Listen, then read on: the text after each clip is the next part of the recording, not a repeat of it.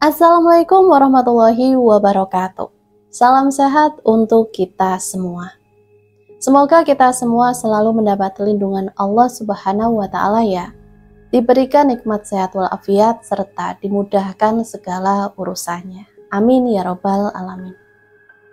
Kesempatan kali ini Mimin akan membagikan satu cerita misteri. Seperti apa ceritanya? Mari kita mulai.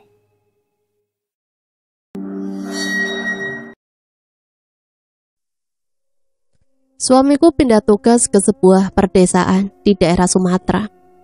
Alhamdulillah sudah naik jabatan sebagai kepala proyek. Aku dan putri kecilku Naila juga ikut ke sana. "Cepat Rin, nanti ketinggalan pesawat," ucap suamiku saat aku mengemas barang. "Iya mas," aku dengan sigap membereskan semua barang-barang kami. Sementara Mas Angga menggendong Naila yang masih berumur 8 bulan. Semuanya serba mendadak. Pemberitahuan pindah tugas baru kemarin dan suamiku langsung membeli tiket pesawat. Untung anak kami baru 1 dan belum sekolah, jadi tidak ribet untuk pindah tempat tinggal. "Bu, aku pamit ya." Aku dan suamiku menyalami ibuku sebelum berangkat. "Hati-hati, kalau sudah sampai hubungi ibu ya," ucap ibu dengan mata sendu melepasku merantau.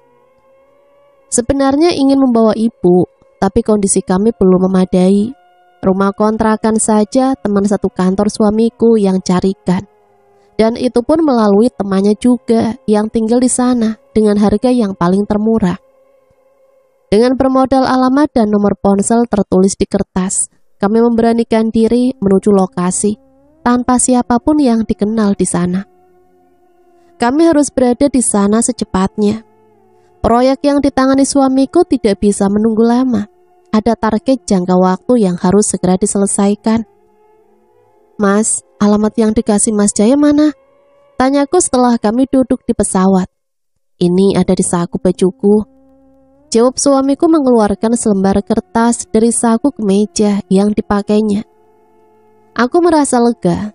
Maklumlah, ini pertama kalinya kami ke daerah itu.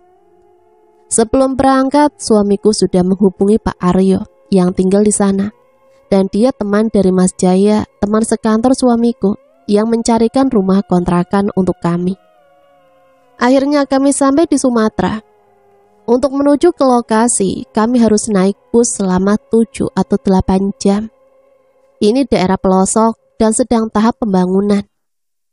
Setelah menempuh perjalanan yang cukup jauh, aku dan suamiku sampai di pedesaan, alamat yang tertulis di kertas. Kuliah jam di tangan menunjukkan 18:30, sudah maghrib. Kami turun di pemberhentian bus terakhir, sesuai yang diinformasikan Pak Aryo. "Mas, coba hubungi Pak Aryo itu, katanya disuruh turun bus paling akhir," ucapku menggendong Naila. "Iya sebentar." Suamiku langsung mengeluarkan ponsel dari saku kemejanya dan menghubungi Pak Aryo. Suasana sepi, tidak ada kendaraan lalu lalang melintasi jalan. Bus yang kami tumpangi tadi sudah pergi jauh. Kulihat ke sekitar, antara rumah yang satu dengan rumah yang lain berjarak lumayan jauh. Dan baru 1 atau 2 rumah yang terlihat sepi, tidak berpenghuni, gelap. "Halo Pak Aryo, kami sudah sampai Pak." "Oh gitu, iya, baiklah, tidak apa-apa Pak." Suamiku berbicara di ponsel. Anakku mulai gelisah, dia tidak tenang, ku gendong. Dan dia seperti ketakutan melihat pohon rindang yang tidak jauh dari kami berdiri. "Naila, tenang nak, sebentar lagi kita sampai." Aku berusaha menenangkan Naila di gendongan. "Rina, Pak Aryo tidak bisa menjemput, istrinya baru meninggal. Jadi kita disuruh nanya ke warung dekat SD 41, rumahnya tidak jauh dari sana." "Di mana sekolah SD-nya, Mas?" "Aku juga tidak tahu, tapi kata Pak Aryo masuk di samping kanan dan lurus saja." Suamiku menjelaskan, menunjuk ke sebuah jalan persimpangan. "Yakin simpang yang itu, Mas? Itu juga ada jalan persimpangan." Aku menunjuk ke jalan persimpangan lain yang searah dari yang ditunjuk suamiku. "Mungkin yang itu, Rin." Jawab suamiku sedikit ragu sambil menenteng 2 tas besar dan 1 dus berisi barang bawaan kami. Perkataan suamiku membuatku lemas. Keadaan seperti ini, kami harus mencari alamat di lokasi yang asing. Mana hari mulai gelap dan Naila sangat gelisah dan rewel di gendonganku. Tanpa berpikir panjang, kami menyusuri jalan sepi dan masuk persimpangan seperti yang diarahkan suamiku. Sepi dan kami berharap bertemu seseorang untuk bertanya. Mas, kita harus jalan sampai kapan? Dari tadi tidak dijumpai orang lewat. Baru 2 rumah yang kita lalui, tapi sepi dan lampunya gelap. Ucapku mulai khawatir melihat jalan yang kami lewati diapit bermacam-macam pohon rindang. Dan hanya sinar bulan purnama yang menerangi jalan. Sabarin, aku juga lagi cari cara agar kita menemukan seseorang untuk bertanya. Nela rewel, dia gelisah terus di gendonganku.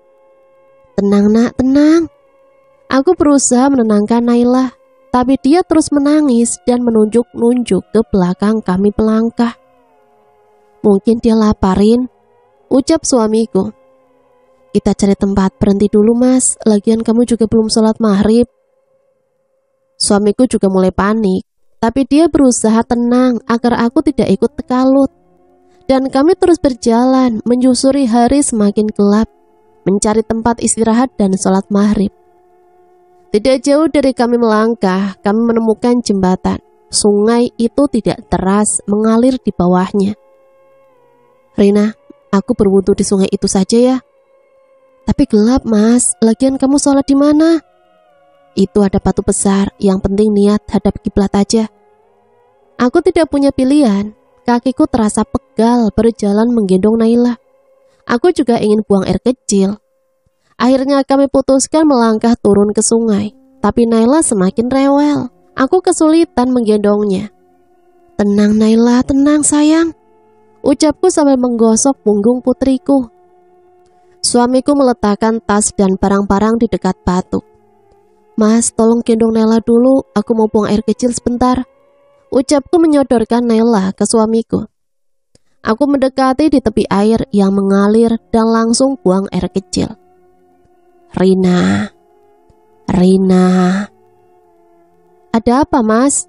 Aku bertanya kepada suamiku. Apa Rin? Suamiku berbalik bertanya. Loh, bukannya mas memanggilku barusan? Mas gak panggil kamu, ayo cepat, mas mau sholat nih. Aneh, aku sangat jelas mendengar namaku dipanggil 2 kali. Dengan perasaan kurang enak, aku langsung bangkit setelah buang air kecil, serta mengganti pembalutku, dan aku mendekati suamiku, menggendong Naila lagi. Karena aku lagi datang bulan, jadi aku hanya duduk menyusui Naila, sambil menunggu suamiku selesai sholat di batu besar tidak jauh dariku duduk. Malam semakin gelap, kulihat ke sekitar kali. Angin malam menyisiri pepohonan, menari-nari di kegelapan. Teriakan air mengalir dan suara burung hantu mengisi kesepian malam. Tiba-tiba bulu kuduku merinding. Tidak jauh dari tempatku duduk, samar-samar kulihat wanita memakai baju putih. Wajahnya tertutup rambut panjangnya, berdiri di tengah sungai dan membuatku terpana dan takut. Badannya melayang, tidak tersentuh air. Astagfirullahalazim. Dalam keadaan takut, aku memeluk Naila erat yang masih kususui.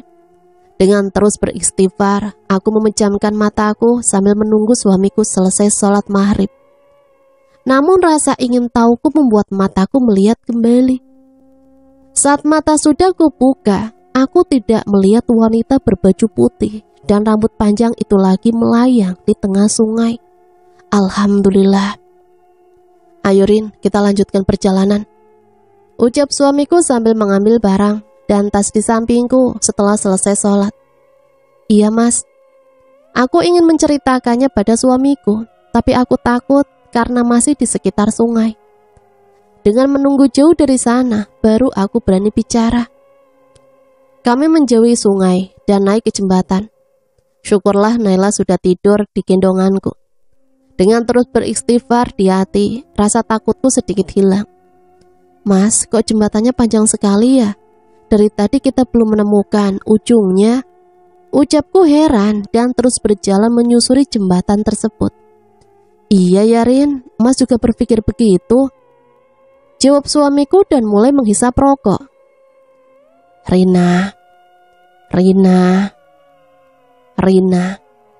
Sayup-sayup suara aneh itu memanggil namaku lagi. Kulihat ke suamiku, dia sama sekali tidak berbicara atau memanggilku. Kulihat ke belakang, jantungku terasa mau copot. Aku melihat perempuan di tengah sungai tadi melambaikan tangan memanggilku. Meski wajahnya tertutup rambut panjang, sangat terlihat jelas tangannya mengarah padaku. Sinar bulan purnama cukup menerangi perjalanan kami. Mas, aku langsung lebih dekat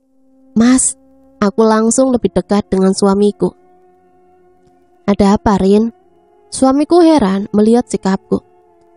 Ada orang memanggilku di belakang kita, Mas. Aku menjawab gugup, ketakutan. Mana? Suamiku menghentikan langkah dan langsung menoleh ke belakang. Aku berusaha melihatnya lagi, tapi tidak kujumpai yang memanggilku tadi. Tadi di situ, Mas. Sudahlah, mungkin kamu menghayal karena kita berjalan di tempat sepi. Tenang ya, Rin, Mas juga tidak ingin kita seperti ini. Mendengar perkataan suamiku, aku hanya diam. Kalau berdebat percuma karena dia tidak melihatnya. Sangat terlihat sekali kepanikan di wajah suamiku. Meski dia mencoba merokok atau berkata tenang, aku sangat mengerti yang dirasakannya. Kami terus berjalan ke depan, menyusuri jembatan. Entah sebesar apa sungai di bawah sana. Semua terasa aneh. Mas, tadi aku perhatikan jembatan ini dari sungai, tidak sepanjang yang kita tempuh.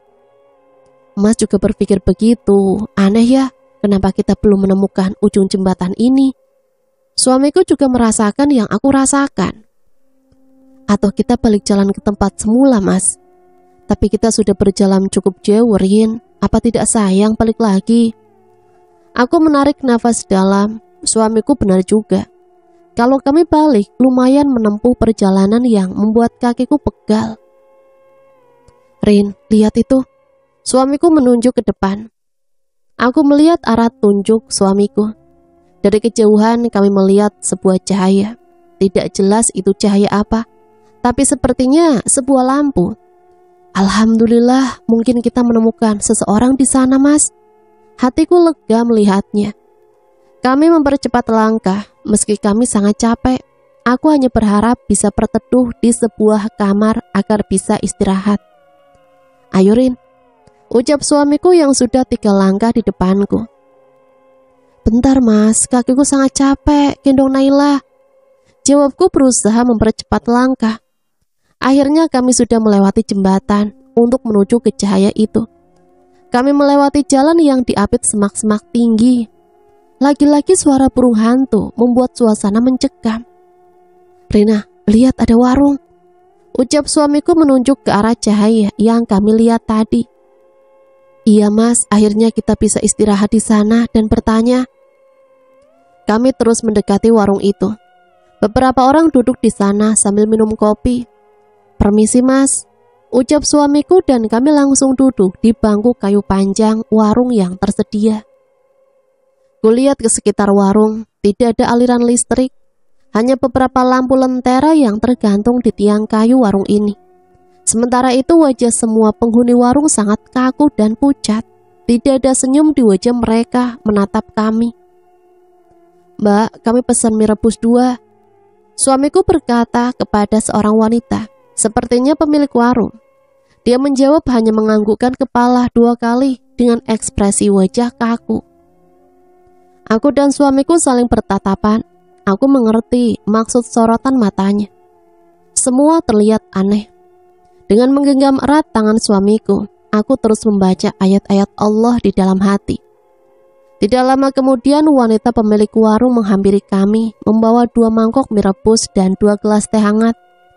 Karena masih panas, aku dan suamiku meniup dulu agar bisa dimakan. Mbak, alamat rumah ini di mana ya? Suamiku bertanya kepada pemilik warung sambil menyodorkan kertas alamat yang dikeluarkan dari dalam saku kemeja. Wanita itu menatap kertas itu sesaat meski tidak memegangnya. Dan setelah itu dia hanya menggelengkan kepala pelan menjawab suamiku. Dan kertas itu langsung dimasukkan kembali ke saku oleh suamiku. Aneh, dia tidak bersuara dan semua orang di warung juga tidak saling bicara. Laki-laki aku dan suamiku saling bertatapan. Hanya mata kami saling berbicara.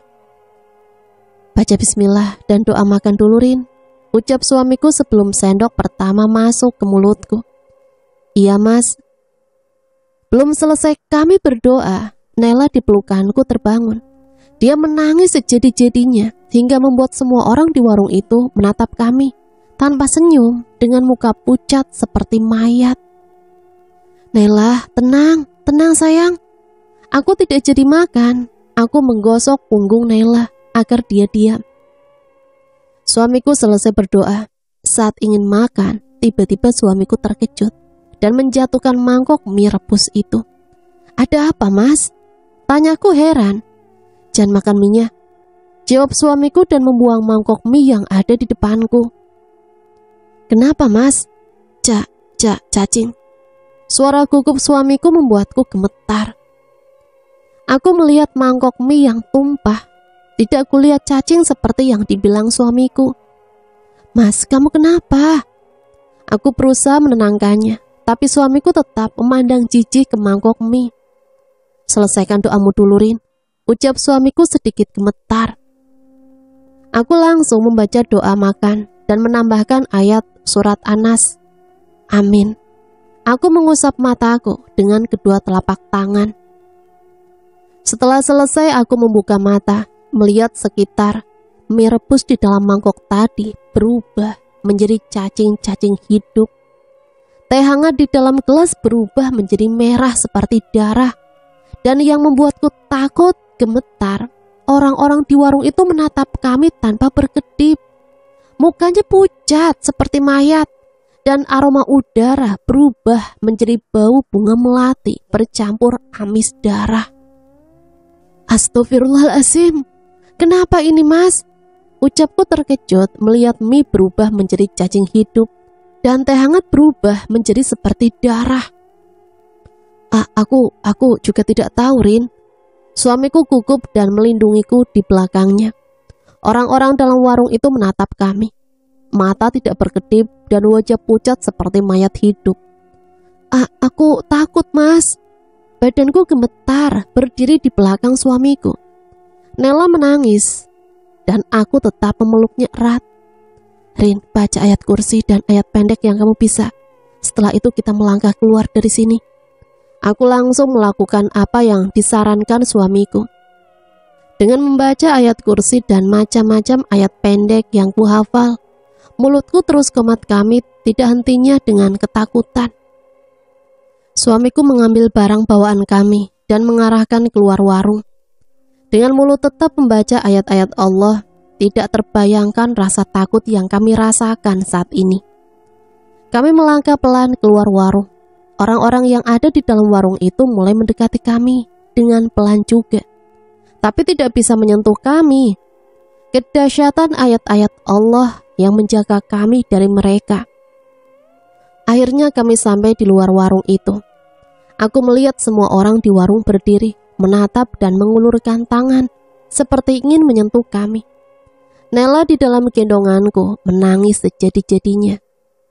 Mas, kita balik ke jembatan saja. Tapi lumayan jauh, Rin.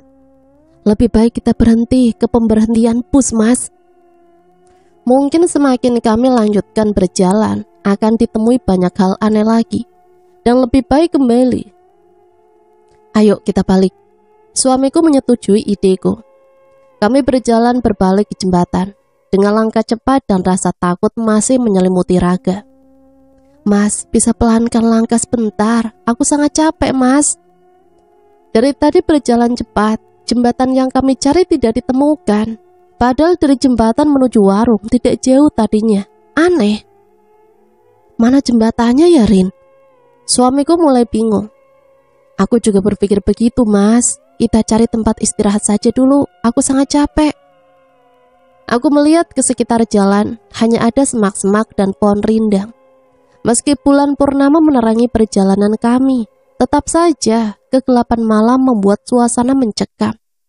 Suara burung hantu tetap menghiasi malam semakin larut. Rin, itu ada pohon, kita duduk di bawahnya. Lagian di sekitar pohon itu masih diterangi sinar bulan. Aku menyetujui perkataan suamiku. Kami langsung mendekat ke pohon tersebut dan duduk di bawahnya. Syukurlah, Naila sudah mulai tertidur lagi di dalam pelukanku. Ini, minum dulu, ucap suamiku mengeluarkan air putih botol dari dalam tas. Dengan mengucap basmalah, aku langsung minum. Untung ibuku menyiapkan bekal dan kami makan, mengisi perut yang lapar karena jalan kaki lumayan jauh. Alhamdulillah, tadi kita nggak makan mie tadi ya mas, kataku sambil menyuap nasi. Alhamdulillah, Allah masih melindungi kita. Suamiku menanggapi sambil menyuapkan nasi juga. Kalau kita tidak menemukan jembatan, apa yang harus kita lakukan mas? Rasa cemasku membuat butiran bening di pipi. Jangan menangis, apapun yang terjadi, mas tidak akan meninggalkanmu dan putri kita. Aku mengusap air mata di pipi. Saat seperti ini aku tidak boleh menyalahkan suamiku. Kami harus tetap bersama. Selesai makan, kami istirahat sejenak. Malam semakin larut dan kami tidak tahu harus berjalan ke arah mana lagi. Sekilas kulihat di sini sangat aneh. Meski banyak pohon dan semak-semak, jalan yang kami lalui sangat mulus beraspal. Bersih seperti jalan di kota besar. Tidak ada orang lalu lalang sejak kami turun dari bus tadi. Kamu ngapain mas? Tanyaku melihat Mas Angga sibuk dengan ponselnya. Dari memasuki simpang tadi, ponsel ini tidak menangkap sinyal. Mas ingin menghubungi Pak Aryo, tapi tidak bisa. Jawab suamiku berusaha mengangkat ponsel mencari sinyal.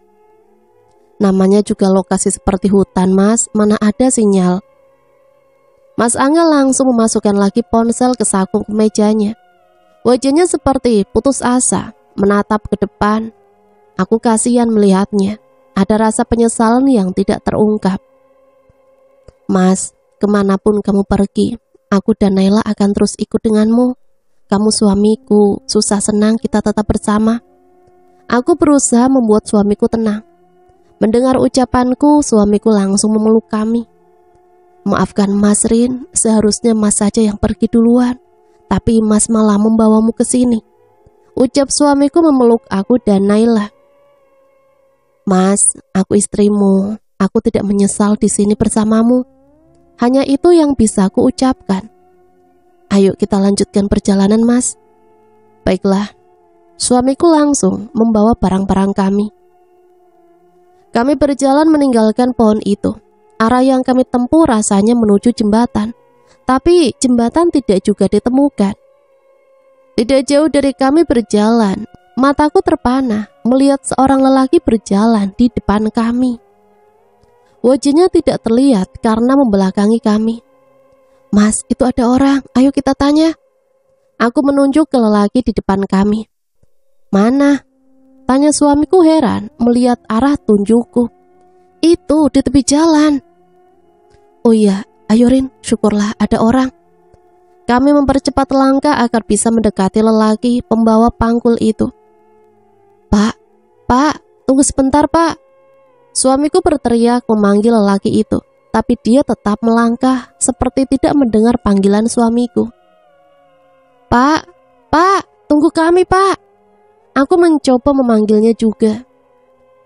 Tapi kali ini dia berhenti melangkah dan berdiri.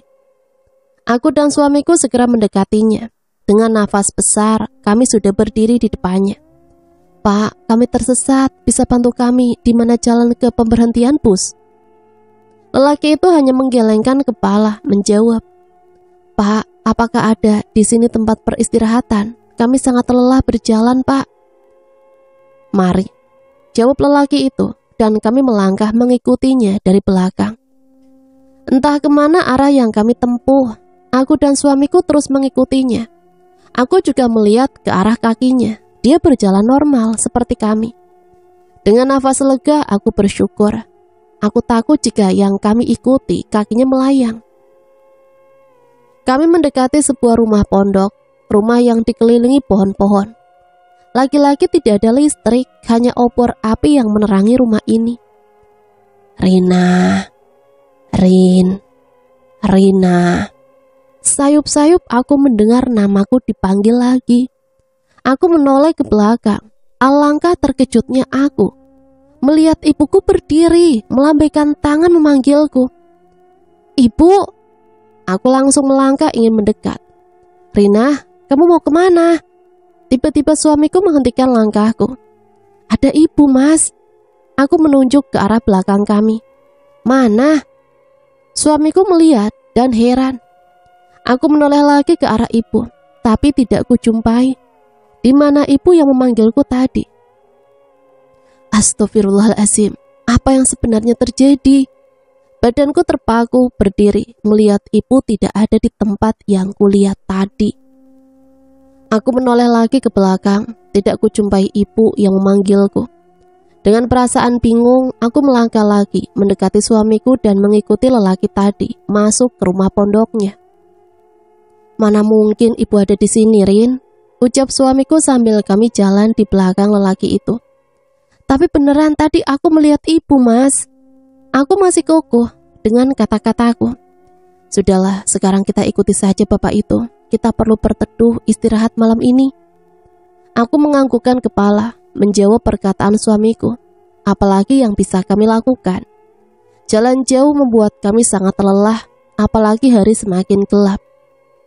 Ayo masuk. Ucap lelaki itu membuka pintu rumah pondoknya. Iya Pak, terima kasih.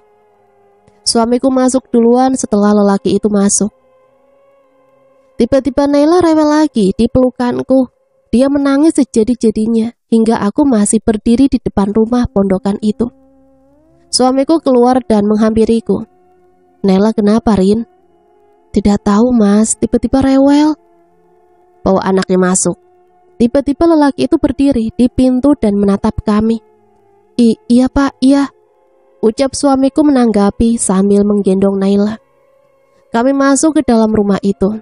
Di dalam hanya ada bangku kayu dan meja. Ada 2 kamar, tapi tidak ada penghuni lain kelihatannya. Setelah kami masuk, Naila terdiam dan tidur lagi di pelukanku. Kalau kalian ingin istirahat, itu kamarnya. Lelaki itu menunjuk ke sebuah kamar sebelah kanan. Iya Pak, terima kasih. Tanpa berpikir panjang, kami masuk ke kamar itu istirahat. Jalan kaki yang cukup jauh membuat kami sangat lelah dan kami membaringkan tubuh di ranjang. Sejenak kulihat ranjang itu mirip peti mati, cuma ukurannya lebih besar. Jika berbaring lebih mirip tidur di atas peti. Karena lelah kami langsung tidur dan aku berharap menemukan alamat yang kami cari besoknya. Rina, aku terbangun. Lagi-lagi aku mendengar suara memanggil namaku. Kulihat ke sekitar, suamiku dan Naila tertidur lelap. Keluar Rina, ayo keluar. Suara itu menuntunku agar keluar. Ada sedikit ragu, tapi aku penasaran. Aku melangkah keluar kamar, sepi. Rasa penasaran membuatku ingin melihat ke kamar sebelah. Sayup-sayup ku mendengar suara tawa dan orang menangis di dalamnya. Pak, siapa yang menangis? Kubuka pintu kamar itu dengan pelan. Pak, tidak kulihat seorang manusia pun di dalamnya. Di mana bapak itu? Rasa penasaranku membuat kakiku melangkah masuk. Hanya ada sebuah tempat tidur yang mirip peti mati, seperti kamar yang aku tempati. Aku terperanjat. Setelah aku masuk, pintu kamar tertutup sendiri. Kulihat ke belakang, alangkah terkejutnya aku melihat bapak itu berdiri di depan pintu dengan wajah penuh dengan cacing hidup dan berlubang-lubang. Bau bangkai menyelimuti udara. Mas! Aku berteriak memanggil suamiku. Makin lama bapak itu semakin mendekat.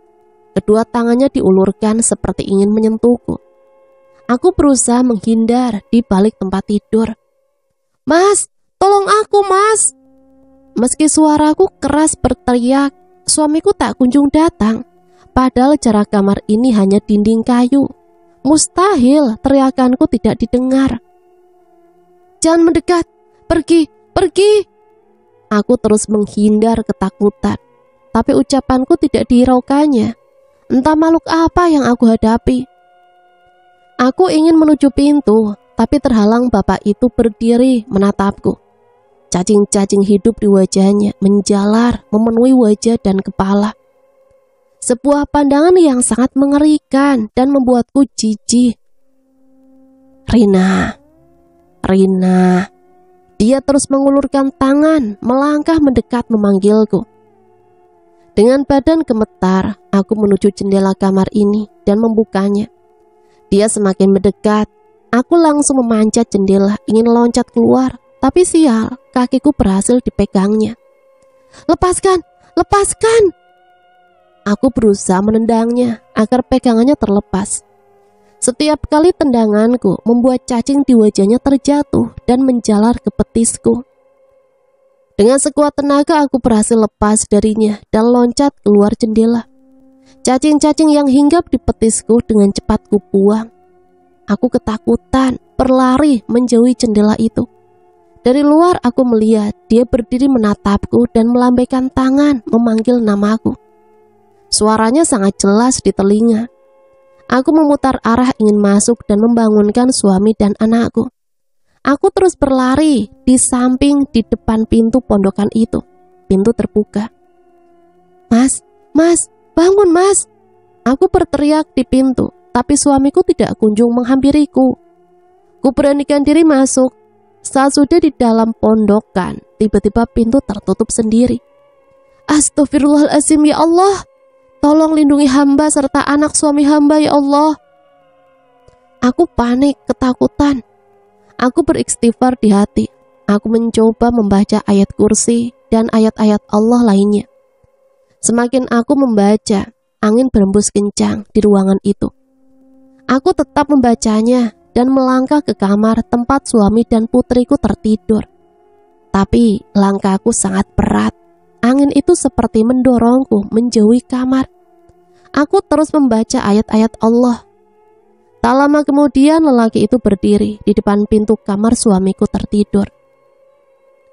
Dan yang lebih membuatku takut dan gemetar, dia tidak sendirian. Ada 5 lelaki kembar yang wajahnya penuh dengan cacing hidup, berdiri menatapku dan mengulurkan tangan mendekat. Mereka terus mendekat dan memanggil namaku. Badanku gemetaran, ketakutan. Lelaki itu ada 4 orang dan semuanya kembar. Cacing-cacing hidup memenuhi wajahnya. Mas, Mas Angga. Aku terus berteriak memanggil suamiku, tapi tetap tidak keluar dari kamar. Mustahil suamiku tidak mendengar karena jarak ruangan hanya dinding kayu. Aku ingin melangkah menuju kamar suamiku yang sedang tidur, tapi terhalang 4 lelaki itu berdiri. Mereka menatapku dan mengulurkan tangan, ingin menyentuhku. Aku sangat ketakutan, tapi aku juga ingin bersama suami dan anakku. Rina, Rina, datanglah. Suaranya sangat jelas di telingaku. Aku secepatnya membaca ayat kursi dan ayat-ayat Allah lainnya. Semakin aku membaca ayat-ayat Allah, angin berembus kencang. Seperti akan turun badai besar di dalam ruangan ini. Mulutnya terus komat-kamit membaca dan memohon perlindungan kepada Allah. Aku sangat takut, tapi aku berusaha berserah diri dan mohon perlindungan Allah. Kupejamkan mata, aku terus membaca ayat-ayat Allah. Rasanya tidak kuat melihat pemandangan di depanku. Tidak hanya cacing, tapi kali ini di tubuh mereka juga melilit ular hitam yang seakan ingin mematuku. Astaghfirullahaladzim. Rina, Rina. Aku terperanjat. Ada tangan menyentuh bahuku. Kubuka mata. Alhamdulillah suamiku berdiri di depanku. Mas, benar ini kamu mas. Kuraba wajah suamiku. Kamu kenapa di sini? Mana Naila? Ucap suamiku yang membuat lututku lemas. Bukannya tidur di sampingmu mas? Aku balik bertanya dengan rasa cemas. Kulihat ke sekitar ruangan ini. 4 lelaki kembar berwajah penuh cacing tidak kujumpai. Ruangan ini sangat tenang, seperti semula. Aku masuk. Tidak ada, Rin. Kami saling berpandangan. Kecemasan merasuki semua raga. Putriku hilang. Rasanya dunia mau runtuh. Aku menangis sejadi-jadinya. Naila, anakku mana, Mas? Naila! Tenang, Rin, tenang. Istighfar, jangan panik. Suamiku menggosok punggungku menenangkan. Mas, bagaimana kalau terjadi hal buruk, Mas? Suaraku terbata, rasanya tidak sanggup melanjutkan kata-kataku. Jangan berpikir yang buruk, kita harus tenang. Mari kita cari Naila. Aku mengusap air mataku, beristighfar, dan menarik nafas dalam agar hatiku sedikit tenang. Ayo periksa lagi, Mas.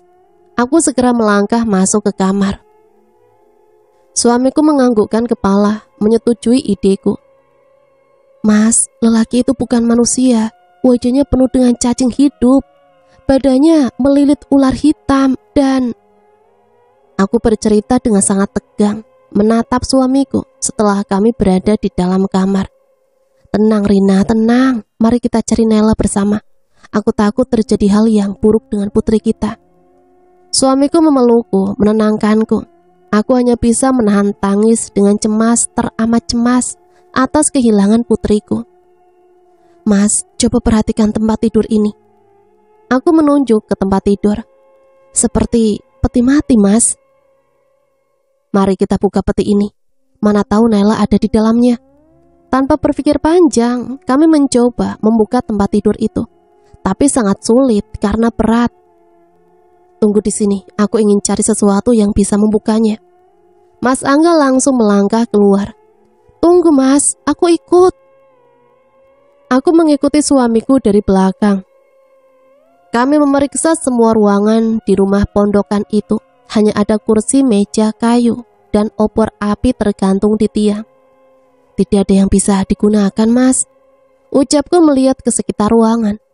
Tunggu, Rin, bagaimana kalau kita bakar saja? Aku menatap suamiku, dan tidak lama kemudian kami saling menganggukkan kepala, sepakat dengan ide suamiku.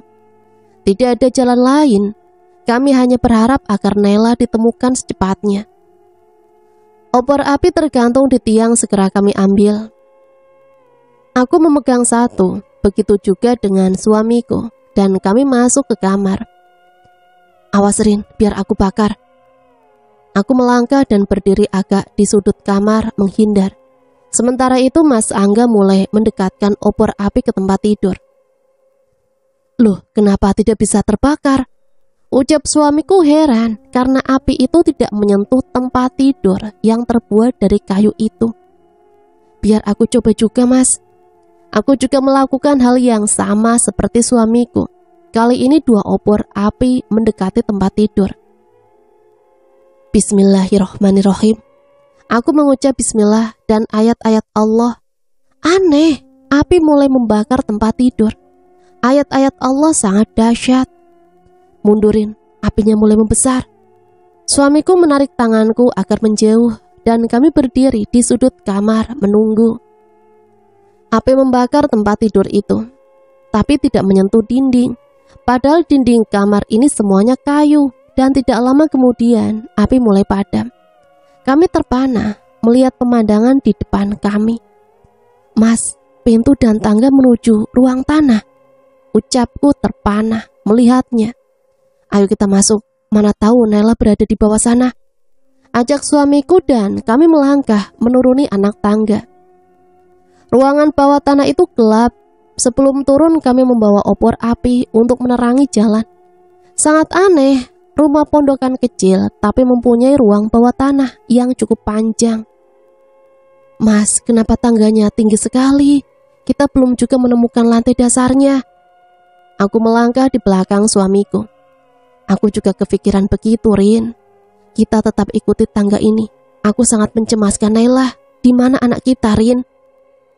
Sekitar setengah jam kami turun. Akhirnya kami menemukan lantai dasar ruangan bawah tanah itu.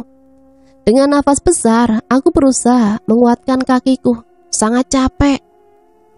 Mas, berhenti sejenak. Lututku terasa lemas. Aku langsung duduk di anak tangga terakhir. Iya, aku juga capek. Kami berdua sejenak istirahat. Meski cuaca dingin, tapi keringat bercucuran. Kami seperti sudah berolahraga cukup lama. Mas, aku takut terjadi sesuatu sama Naila. Aku menangis di bahu suamiku. Tenang Rin, kita tidak boleh menyerah. Kita harus kuat agar Naila bisa ditemukan. Suamiku berusaha menenangkanku. Apa yang sebenarnya terjadi? Sejak kita memasuki persimpangan itu, semua kejadian sangat aneh kita alami. Aku juga tidak mengerti. Ayo berdiri, kita telusuri ruangan ini. Aku langsung bangkit berdiri mendengar perkataan suamiku, dan kami berjalan menyusuri lorongan sempit yang hanya bisa dilewati satu orang saja. Rin, lihat ada cahaya. Suamiku menunjuk ke ujung lorongan. Sepertinya itu jalan keluar, Mas. Jawabku tidak sabaran, ingin segera sampai ke sana. Dan kami mempercepat langkah. Sampai di ujung lorong, ada sebuah pintu untuk keluar. Dan kami keluar pintu itu. Alangkah terkejutnya, mata kami melihat pemandangan di luar. Ada ratusan kuburan berjejer. Maka Mas, aku memegangi lengan suamiku. Ayo kita periksa, mana tahu Naila ada di sekitaran sini. Kami melangkah mendekati makam itu. Satu persatu makam itu kami lihat. Mas, coba lihat tulisan di batu nisan. Aku menunjuk ke sebuah makam di depan kami. Rohaya, lahir 1230, meninggal 1255. Suamiku membaca tulisan di batu nisan. Aku dan suamiku terpana melihatnya. Aneh, makam kuno. Tetapi kenapa makam ini sangat bersih, seperti makam orang meninggal baru beberapa tahun. Rasanya aku tidak percaya melihat tulisan di batu nisan kuburan ini. Kuburan dengan tahun yang sudah sangat lama, tapi seperti baru meninggal beberapa tahun dan masih kelihatan bersih. Kuburan-kuburan ini semuanya berwarna hitam dan juga hanya satu nama. Mustahil kalau semuanya kembar. Apakah mungkin ada orang kembar lebih dari 100? Inilah yang kulihat. Kuburan dengan nama dan tahun lahir serta tahun kematian yang sama. Ayo kita terus telusuri sekitar sini. Hatiku tak tenang sebelum Naila ditemukan, Rin. Bagaimana kalau Naila tidak ditemukan, Mas? Kita harus tetap berdoa dan berusaha. Pasti ada jalan dan kita akan menemukan Naila, Rin. Kami terus melangkah ke depan. Sepertinya kuburan ini sangat luas. Rasa lelah berjalan, namun belum kami temukan ujungnya. Gelap malam dan suara burung hantu mencekam suasana, dan perlahan mulai muncul kabut menghalangi pemandangan kami. Tapi kami tetap harus melangkah, berharap putri kami ditemukan. Lihat itu, Rin. Suamiku menunjuk ke arah kiri kami berdiri. Apa, Mas? Itu ada sekumpulan orang. Aku berusaha melihat lagi arah tunjuk suamiku. Sebelum kabut sedikit membuka penglihatan, mataku terpana melihat sekumpulan orang-orang sedang mengerumuni makam.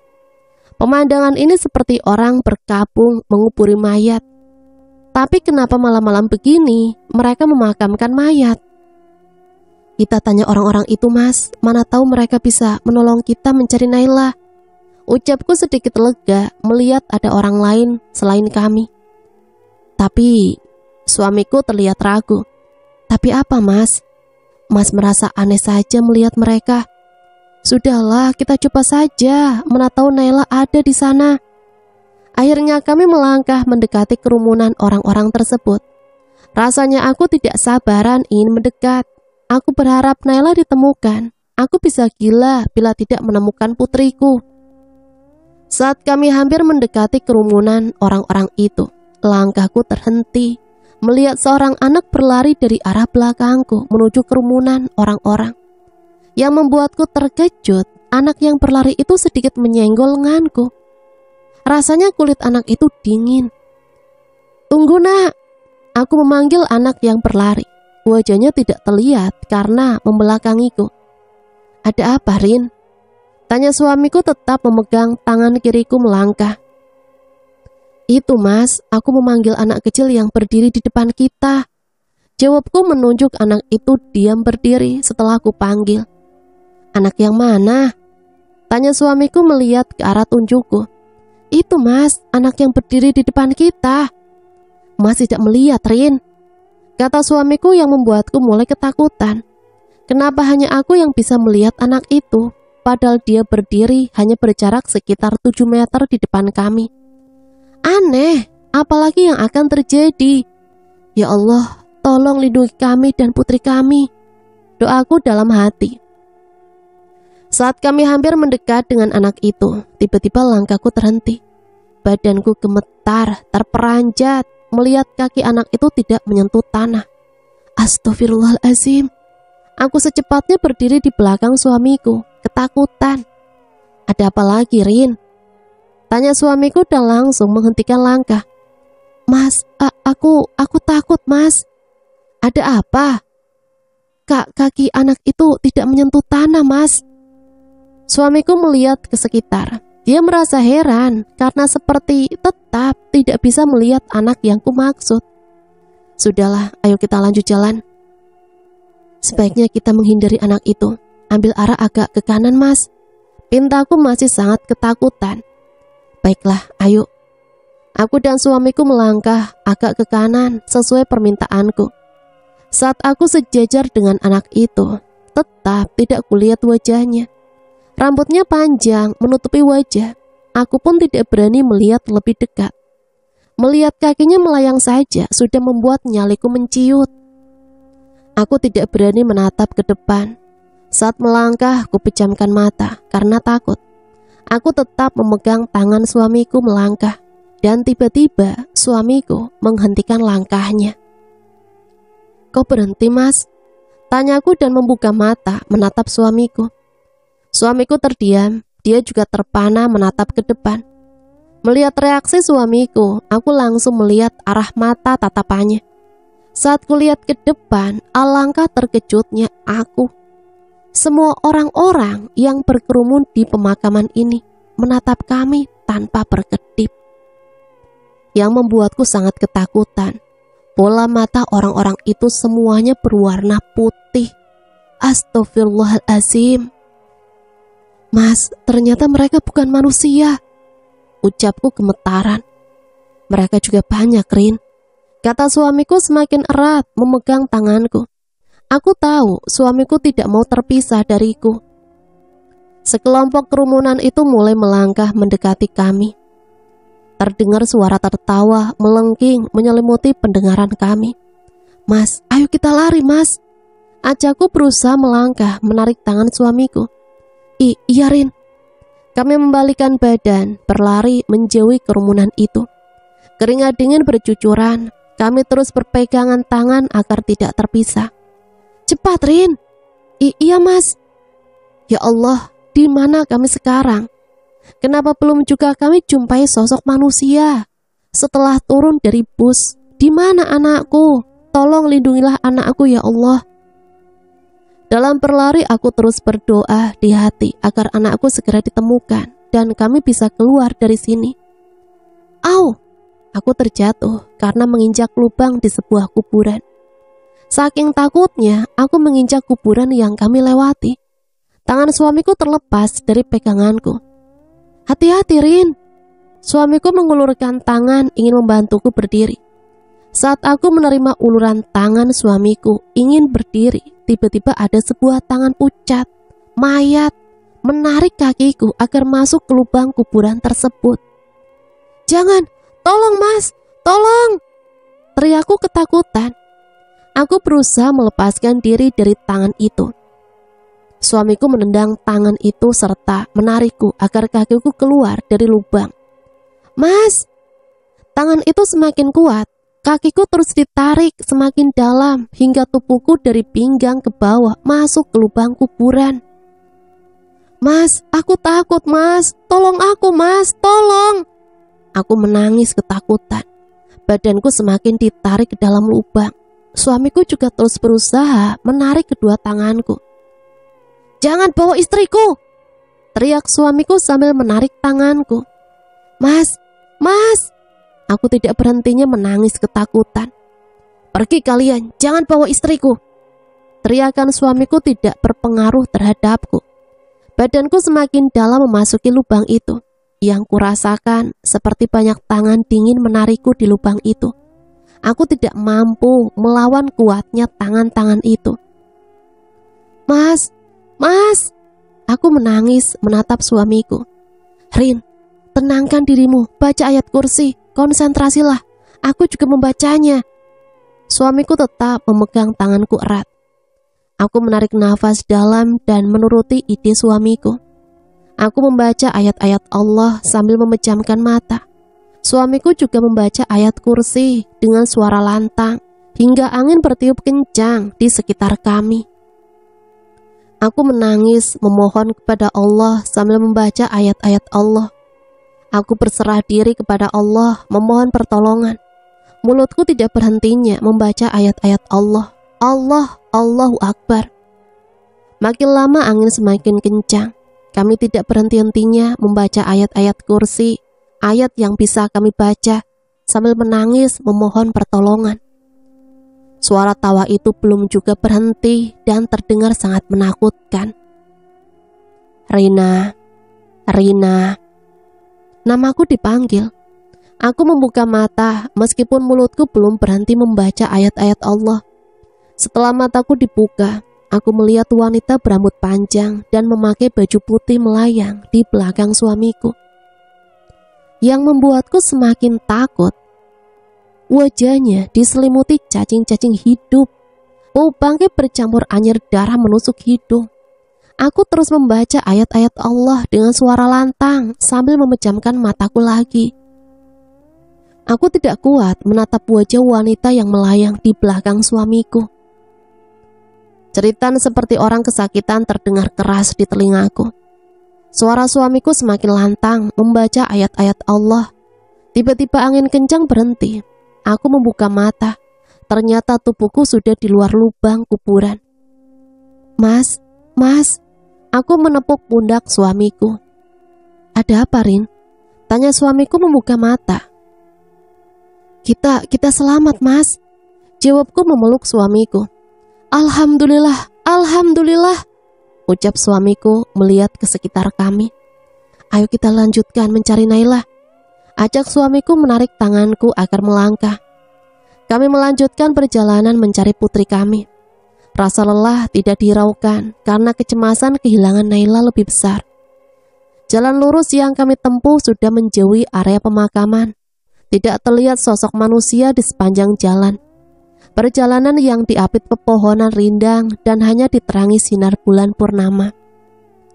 "Mas, kita sudah berjalan jauh, yang ada hanya pohon-pohon saja. Kita tidak boleh menyerah, Rin. Naila entah di mana sekarang. Aku takut terjadi sesuatu pada putri kita, Mas." Aku tak kuasa membendung air mataku. "Kita pasti menemukan Naila, insya Allah," jawab suamiku menenangkan. Aku menyeka air mata, berusaha tenang, beristighfar. "Rin, lihat itu." Suamiku menunjuk ke depan. Aku melihat ke depan dengan perasaan senang dan lega. Mataku menangkap sebuah rumah megah dikelilingi taman-taman yang memanjakan mata. Pohon-pohon berbuah lebat di sekitar rumah itu. Cahaya lampu warna-warni menerangi sekitar rumah, sangat indah. "Indahnya, Mas," ucapku tertegun. "Ayo kita ke sana." Kami mempercepat langkah menuju rumah megah yang tidak jauh di depan kami. Aku dan suamiku terus berjalan menuju rumah megah itu. Dari kejauhan kulihat ini seperti surga dunia. Rumah yang dikelilingi taman bunga yang bermekar serta pohon-pohon yang berbuah lebat. Masya Allah, sangat indah. "Mas, rumah ini sangat bagus," ucapku sambil berjalan dan mataku tidak lepas dari pemandangan rumah itu. "Mudah-mudahan kita bisa menemukan Naila di sana." Jalan itu lurus ke depan. Di sepanjang jalan hanya diapit pohon-pohon rimbun.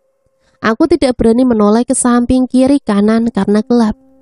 Sambil memegang tangan suamiku, aku terus melangkah. "Rina, lihat itu." Aku melihat arah tunjuk suamiku. "Ada segerombolan orang, Mas," kataku dengan perasaan tidak enak. "Mereka mau melewati jalan yang kita tempuh ini, Rin." Aku takut, Mas. Sebaiknya kita berbalik arah saja. Tunggu, sepertinya mereka sekumpulan orang-orang yang mau menuju ke pemakaman tadi. Bagaimana ini, Mas? Aku takut. Kalau mereka bukan manusia gimana? Kita jangan menghindar. Saat kita berpapasan dengan mereka, pejamkan mata dan bersikir. Mas lihat mereka berjalan satu arah dengan posisi sebelah kiri. Jalan sebelah kanan sama sekali tidak mereka injak. Coba kamu perhatikan, Rin.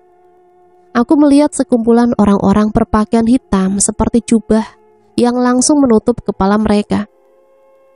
Hingga wajah mereka tidak terlihat. Yang membuatku merasa takut, mereka membawa keranda mayat. Badanku gemetar, takut melihat hal aneh lagi. Meski sudah berulang kali aku menyaksikan keanehan selama kami tersesat, aku tetap takut. Perjalanan ini perjalanan seperti menuju kematian. Kami tidak menemukan sosok manusia selama perjalanan. Ya Allah, di dunia mana kami sekarang? Semakin lama mereka semakin mendekat. Aku dan suamiku menghindar ke jalan sebelah kanan agar tidak menghalangi mereka lewat. Mas, aku takut, Mas. Tetap pegang tanganku, Rin. Aku tidak mau kita terpisah seperti terpisah dari Naila. Bagaimana kalau mereka mengganggu kita, Mas? Bersikir dan baca ayat-ayat Allah. Mereka semakin dekat, Mas. Pejamkan mata, bersikir, kita terus melangkah. Iya, Mas. Jawabku semakin erat memegang tangan suamiku. Sepintas kulihat orang-orang yang membawa keranda mayat itu. Wajah pucat, tapi yang kulihat hanya mulut saja karena tertutup jubah yang mereka pakai. Beberapa langkah lagi mereka berpapasan dengan kami. Aku melangkah memejamkan mata sambil bersikir dan memohon perlindungan kepada Allah. Suamiku telah melakukannya terlebih dahulu. Aku mendengar suara tawa mengerikan. Suara itu melengking dan sangat terdengar dekat di telingaku. Sesaat konsentrasiku bersikir terganggu dengan suara tawa itu. Namun aku berusaha tetap bersikir melawannya. Rina. Kali ini aku mendengar namaku dipanggil sambil tawa mengerikan. Aku sangat takut, tapi tetap berusaha tidak putus bersikir. Jika aku tidak menstruasi, mungkin aku sudah sholat dari tadi. Mata terpejam dan mulut kami terus bersikir. Suara langkah orang-orang itu semakin ramai dan mungkin mereka sedang berpapasan dengan kami. Aku tidak berani membuka mata. Yang kurasakan dingin dan membuat bulu kuduku merinding seketika. Setelah suara langkah itu tidak terdengar lagi, aku mencoba membuka mata. Mas, mereka sudah tidak ada. Suamiku langsung membuka matanya. Alhamdulillah. Mungkin Allah masih sayang kami. Dengan membaca ayat-ayat Allah dan terus bersikir, kami terlindungi dari orang-orang aneh dan kejadian aneh. Apakah kami berada di alam jin, setan? Semua itu di luar logikaku. Mas, ada musola di sana. Aku menunjuk sebelah kanan kami. Mana? Itu di balik pohon besar itu, Mas. Kataku menunjuk sebelah kanan kami. Oh itu.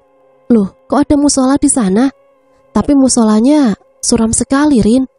Di sekelilingnya banyak pohon besar dan jalan menuju ke sana bersemak-semak tinggi. Iya, Mas. Kalau jalan menuju ke rumah megah itu bagus dan tidak ada halangan. Kami menghentikan langkah. Kita coba ke musola itu, Rin. Mas mau sholat. Aku takut, Mas. Jalan menuju ke sana sangat gelap dan semak-semak tinggi mengapi jalan. Dari tadi kita jalan, kita tidak tahu sudah jam berapa. Mas perhatikan jam tangan jarumnya tidak berputar dari angka 11. Aku tidak kepikiran melihat jam tanganku karena takut dan bingung dengan perjalanan ini. Suamiku benar juga, tidak mungkin masih jam 11 malam dari tadi. Aku lapar, Mas. Kalau kita ke rumah itu, kita bisa mengambil buah-buahan, mengisi perut. Mas juga lapar, tapi sebaiknya Mas sholat dulu. Setelah itu baru kita lanjutkan perjalanan ke rumah itu. Dalam keadaan ragu, aku menyetujui suamiku ikut melangkah ke musola suram itu. Kami melalui jalan yang diapit semak-semak, hampir setinggi kami. Dalam melangkah, aku mendengar bermacam-macam suara. Ada suara wanita menangis, ada suara wanita tertawa sambil memanggil namaku. Mas, ada yang memanggilku. Sebaiknya kita tidak usah ke musola itu. Tidak ada yang memanggil, Rin. Mas tidak dengar. Ayo terus jalan. Aku menuruti kata-kata suamiku, terus melangkah.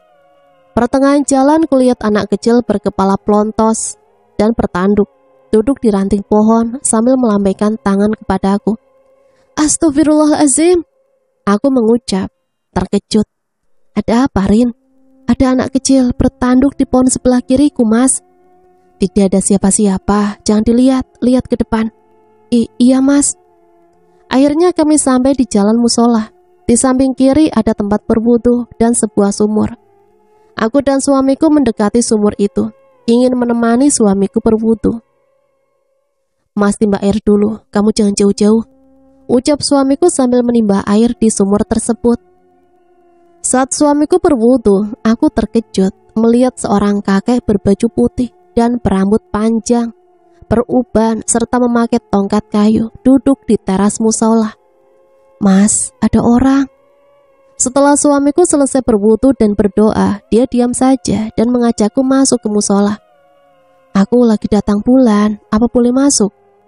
Niat aja mohon perlindungan kepada Allah, duduk di dalam dan berzikirlah. Iya, Mas. Saat kami mau menginjakkan kaki di teras musola, aku masih melihat kakek itu duduk, diam sambil memejamkan mata. Assalamualaikum, permisi numpang lewat kek, aku mau sholat. Aku kira hanya aku yang bisa melihat kakek itu, ternyata suamiku juga melihatnya. Waalaikumsalam, silahkan. Aku dan suamiku sangat terkejut, karena ucapan salam dijawab kakek itu. Kami masuk ke musola, suamiku mulai sholat dan aku duduk di sampingnya sambil berzikir. Aku berzikir dan berdoa sambil memejamkan mata, memohon sambil mengeluarkan air mata. Aku meminta kepada Allah agar kami bisa menemukan putri kami dan selamat dari perjalanan ini. Rasanya separuh nafasku pergi dengan kehilangan putriku Naila. Rin, panggil suamiku. Aku membuka mata. Ayo kita lanjutkan mencari Naila. Mas, aku sudah tidak sanggup. Di mana Naila? Di mana putri kita, Mas? Aku menangis dan rasanya putus asa. Jangan putus asa, ayo kita cari Naila. Mata suamiku berembun. Kami sangat sedih dengan kehilangan Naila dari perjalanan ini. Entah di mana kami sekarang. Sepanjang perjalanan semuanya terlihat sangat aneh. Saat kami keluar dari musola, kakek yang duduk di teras sudah tidak ada. Kami terus melangkah menuju rumah megah itu.